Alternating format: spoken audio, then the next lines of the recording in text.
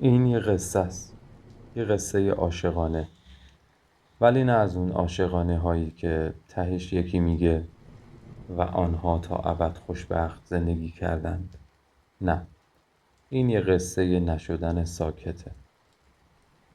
من ماهانم، یه آدم معمولی، یه راننده تاکسی، ولی دلم معمولی نبود. قلبم هنوز برای یک نگاه قدیمی میتپه، برای یه سوال قدیمی تر. اگه یه چیزایی جور دیگه پیش میرفت چی میشد؟ یه روز مثل همه روزها تو مترو دیدمش، همون دختر، همونی که یه روز فقط دیدنش کافی بود تا روزم قشنگ بشه. دیدنش بعد اون همه سال نفسمو برید. نگاهش مثل یه سیل گذشته رو آورد تو لحظه.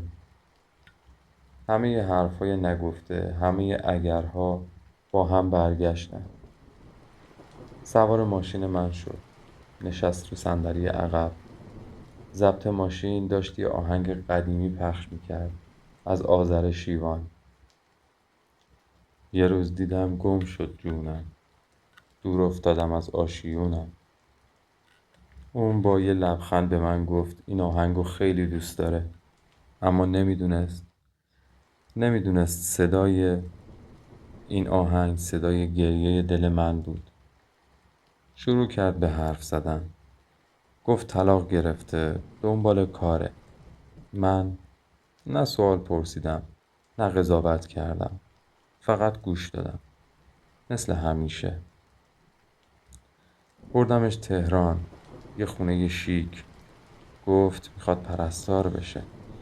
بعد برگشت سمت من با یه نگاه خاص، با احتیاط، با یه چیزی توی چشماش که نمیفهمیدم چیه.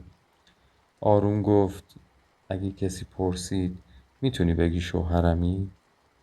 منم فقط نگاش کردم و گفتم باش.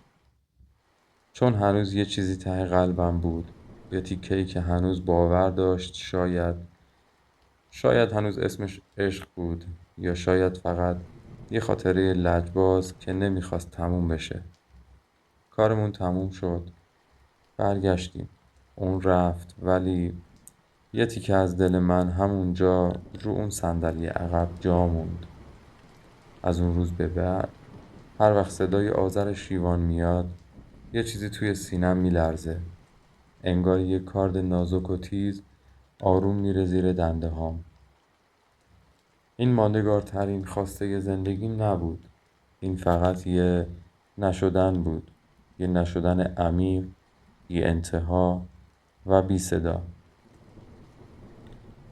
به پایان بخش اول این داستان رسیدیم. این داستان رو یکی از دوستان بسیار خوب من، آقای یوسف بهارلو، برام فرستاد و قراره در روزهای آینده بقیه قسمت‌هاشو برام بفرسته.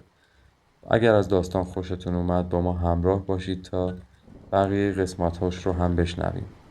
خیلی ممنونم از شما. ایام بکام.